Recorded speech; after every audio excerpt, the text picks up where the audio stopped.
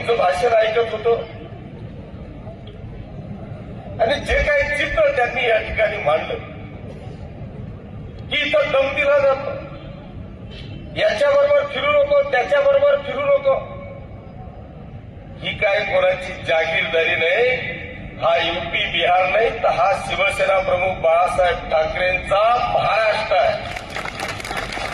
आणि या महाराष्ट्रामध्ये अशा पद्धतीने कोणी दादागिरीची भाषा करत असेल तर त्याला ठोशाला ठोशा देण्याची तयारी बांधवांनो आपण या ठिकाणी ठेवली पाहिजे. ती ताकद आपल्यामध्ये आहे.